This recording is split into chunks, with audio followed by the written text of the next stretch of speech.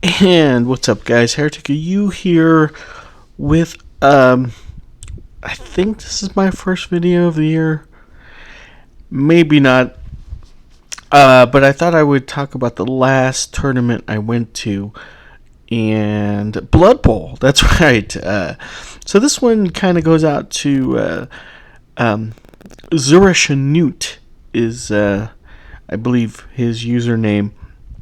Guy has been he's I'm pretty sure he's an avid Blood Bowl fan, and he subbed to my channel because of Blood Bowl. And this year, or actually last year, not too much Blood Bowl, right? So, but I did get to go to one tournament at the end of the year, and I thought I would go ahead and kind of just talk about the tournament, how I felt about everything, how I think it it went, and just sort of talk about there were custom rules. There were a lot of things to this tournament, and I didn't get a lot of pictures in, so you're just gonna have to bear with the same cycle of pictures over and over again. Apologize for that, but that's how it goes. Anyways, this was the last tournament of the year was Nuffle's fault, and Nuffle's fault is a very, I think every Blood Bowl tournament I've been to, they have all been sort of unique. They're not. There's Blood Bowl and then there's Blood Bowl tournaments, if that makes any sense. Blood Bowl tournaments, they usually put a spin on Blood Bowl. It's not just the game, right? Some tournaments they have like you can spend you pick your skills and you just sort of pay for them out of a budget, like the West Coast Quake, right? You can spend 50K up to 50K on a player, on each player, to a maximum of I think your team value has to end up at like 1.5, not 1.5 million. Team value is going to be 1,050,000, something like that. So in that type of tournament, people, my experience is that people sort of they make kind of superstars, right? You got guys that just have kind of the optimal skills, and that's one way of playing Blood Bowl is sort of building these perfect teams using the skill progression system to sort of make your team the best that you can. And then it's sort of like it's understood that everyone's now on an even footing because you can improve on the players you want to improve on. Whereas a campaign, right? A campaign, you might have a lineman skill up because, I don't know, he got MVP twice in a row or something like that. And all of a sudden he becomes sort of your go-to guy. Seasons, I find, in just my opinion, I think a regular Blood Bowl season is much more satisfying, fulfilling than I have experienced in tournaments. And that doesn't mean that I don't have fun playing in Blood Bowl tournaments, but I think the game is best played when played in a season, and you play to the playoffs, and there you kind of, I talk about this a lot when I think about Blood Bowl. A season gives you a certain amount of challenges, right? You could have players like star players that you depend on be injured for a game, and then you have to play your next game without your main scoring option or your main defense option or something like that, and it becomes sort of a challenge, in an extra challenge in that sense, and it really feels like you're managing a team. In a tournament, most Blood Bowl tournaments are resurrection style tournaments. Nuffle's Fault was no exception. And what that means basically is that, if a player dies during match 1, he is resurrected in match 2. None of the injuries, none of the deaths, none of the skills carry over from round to round. In fact, I think I was actually working on a type of tournament that combines sort of regular season play, where you get skill points, but you can't allocate any. Everything's worth double. So you score a touchdown, you're getting 6 star player points, and then you get to roll on the table and you do all that fun stuff. I think that's where Blood Bowl shines. But anyways, I think I kind of rambled there. Got off on a wild tangent. I guess what I'm trying to say is that the Blood Bowl tournaments, what they usually do is they kind of all have their own sort of set of rules. So basically, your basic Blood Bowl rule set is all the same, but then they throw in something different. So Nuffle's Fault is basically it had a couple of strange rules to it. So you could basically, in Nuffle's Fault, you had to assign at least one skill to each player that you bought. And you could only choose from a list of skills.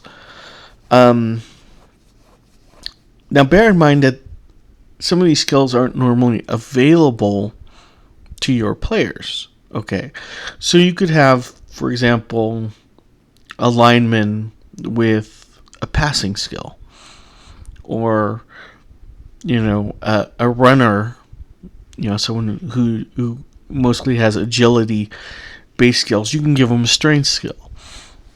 You can come up with odd combinations like that. But what really made Nuffle's Fault really stand out was this really odd rule that they had, where for every base lineman that you bought, you could buy a lineman from another race. Okay. Now you can only buy one per lineman per race. I don't even know how to say it. It was so convoluted. I can barely explain it to you guys. But basically, what that means is, as you look at some of the pictures of the teams that you're looking at, for example, most of the screenshots that you're looking at is from my third and last game. And the reason why I was going to actually do a battle report on the third and last game, but a number of weeks have passed by, and I don't remember everything about it, so I apologize for that. So we're just going to go with this sort of breakdown of the tournament, and then, at the end, I'm going to give you my thoughts on it. So anyways, yeah. So this is actually an ogre team, okay?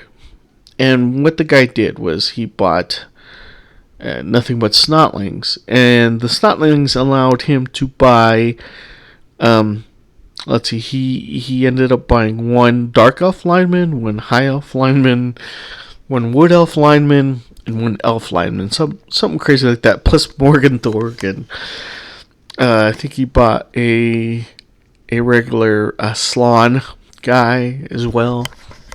Very strange team, but basically because his linemen are 20k, he basically took that rule and sort of abused it as far as he could. And it was a really interesting team to go up against, because it was kind of like, okay, you have this team filled with sort of, they're going to play like an edge team. In fact, he played them like an edge team, passing a lot and everything, but running his offense through Morgenthorpe. Morgenthorpe is his dedicated ball carrier. But guys picking up the ball, guys passing the ball, that sort of thing, it's going to be the Elves. And then if the defense really tightened up and he couldn't get through, basically he has the Slan to sort of just kind of jump over you and score. In fact, that's basically what happened. So again, interesting thing, interesting team, and this guy was actually the TO of the tournament. Okay, and the winner of this game basically was going to be second place. So it was me and him last game, both going for second place. We end up tying. Basically, what happened was, let's see.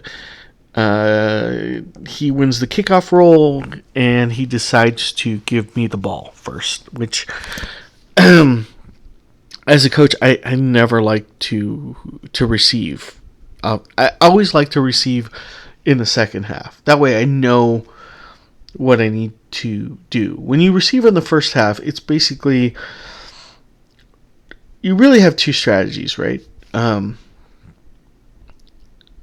either score really fast, forcing the other guy pressure to score back as soon as possible.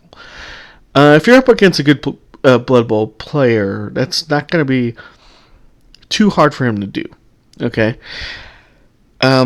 So the other strategy is to eat up as much time on the clock as possible. And most people have learned how to score in the very last turn. Therefore, forcing the coach into a one-turner, show me your best one-turner with whatever team you got. And that's sort of the what good Blood Bowl coaches do. In my case, I received the ball, and I believe I scored on turn 6, so I scored a little bit early. But I felt the pressure because he'd actually, knocked the ball loose from me a couple of times, and I was like, if I try and stall, I'm gonna get, I might not score at all. Okay, and then I'm in a situation where I have to try to get the ball back from him in the second half. So I score on turn 6, leaving him 2 turns. The thing is, I played pretty good D. He did a number of, his last turn, he had to succeed on 4 ups in a row with 0 rerolls. So the fact that he scored was basically Nuffle playing a hand in it. I think, the odds just weren't there that he could pull that off. I think, I don't know, I think you run the numbers, probably, 25, maybe 16% chance of pulling that off. I'm not a statistician, but I would say it sounds about right. Anywho, so we go into the half, and we are tied 1 up. Okay. So now, him with the ball, this is where I shine. I pride myself in having, I can, usually, on a kickoff, I can force you into a bad position where you, end up making a mistake, and then I can capitalize and score. And that's exactly what happened in this game. So somewhere around, I want to say 4th turn, he loses the ball. Basically, it's Morgenthorpe with the ball, and I have a blitzer with Dauntless hit him. She makes her Dauntless roll. smacks him down, and we were able to recover the ball and score in turn 4 or something like that. Halfway through. So I'm feeling pretty good. I'm like, okay, I just gotta play defense. Another 4 turns, I'll get this guy. Now, Nuffle's fault. Basically, they have a custom kickoff table. Most Blood Bowl tournaments are going to have a custom kickoff table, just kind of themed with the event type deal. Okay, we get this crazy result where basically every time you hit the ground, you are, -1 armor. Okay, and that to Amazons is probably the scariest thing, because they're, especially my Amazons, are just wearing bikinis and bow ties with bunny helmets. No, actually, there's no difference. In case you don't know anything about Blood Bowl, there's no difference between Amazon bunnies and regular Zons or whatever. But either way, it's tough because you're low armor. I start losing guys like crazy, and he ends up scoring on the very last turn, and so we end up tying. Now, I did end up with more casualties on this guy, because he had all these snotlings. He had a full roster of his roster was 16 guys, including Morgenthor and a bunch of elves and a Slan guy. Filling up the rest of the team were snotlings, and every time I saw a snotling, I hit it. I just couldn't resist. I wanted to force a numbers game on this guy, and I think this is the most casualties I've ever inflicted in a Blood Bowl game, so it was a blast. Anyways, we ended up tying. I thought I had scored more points, but I didn't realize that they were counting Nuffle points as well. That means every time you were kind of screwed over by Nuffle, you would score a point. So the guy actually scored more Nuffle points than I did, and he ended up taking my second place instead. So he got second, I got third. But whatever. I mean, basically, it was just good to kind of just get some Blood Bowl in, first of all, and so I was really, ecstatic about that, and knowing that I'm still pretty competent at the game, because the guy I play plays Blood Bowl all the time. Like, everybody in this tournament, they play all the time. I get to play like once or twice a year, including sometimes on the PC, the PC version. So I was pretty happy about how I performed. I mean, my first game I played against the Wood Elf player, and he, I had scored on him early, and then I made a crucial mistake in the second half, at the beginning of the second half. And instead of me scoring, he ends up scoring off that. And then for the rest of the game, it became elf ball. So, if I had played that game more conservatively, I think I could have taken him. But, whatever. And then that would have been the difference between first and third place. But, you can't win them all. But, in the end, I thought it was a pretty fun tournament. I like the theme, but, it's kind of, in some ways, because you're facing custom teams, I really felt like I wanted to play Blood Bowl, for me, just to remember how to counter certain teams and just to go against people's best teams. Here, with these custom rules, because you're hiring from other races, it just felt like, I didn't get what I really wanted from the game was to see, I wanted to see what the best orc player was, or the best wood elf player, what they do, that sort of thing. So I didn't get that with this. Just kind of people were trying to make a team that, for example, the wood elf player, he spent his race swaps with, cheap linemen. So he went with he'd buy a zombie, and because his guys are so expensive and so fragile that it makes sense for him to buy kind of high armored, especially the undead with regenerate and everything like that. So it's basically people just kind of filling out the weakness of their team with another race.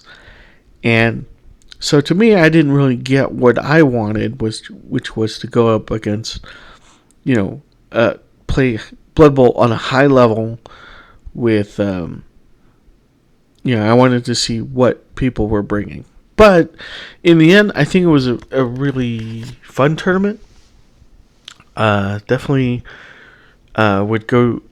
The guy who ran it, I think he did a good job. And I had a blast. And, I want to get more Blood Bowl in, definitely. But, unfortunately, the West Coast Quake is in up north this year. It's next weekend, and I can't make it. So, but you never know. I think there's going to be more Blood Bowl tournaments happening, and we'll see. We'll go with that. And will the bunnies come back? Maybe, or maybe the lizards, or maybe my Skaven. I don't know. I'm kind of liking the bunnies, so I think I'm going to stick with them for a while. Anyways, alright, well, that's enough rambling for today. Overall, I wanted to thank Eric K for running the tournament, and everyone who went. It was nice gaming with you guys, and hopefully, I hope they do tournaments pretty soon. And thanks for watching the video. I know it didn't really make a lot of sense, but it was my summation of the Nuffle's Fall tournament. We'll just put it that way. And I'll see you guys on the next one.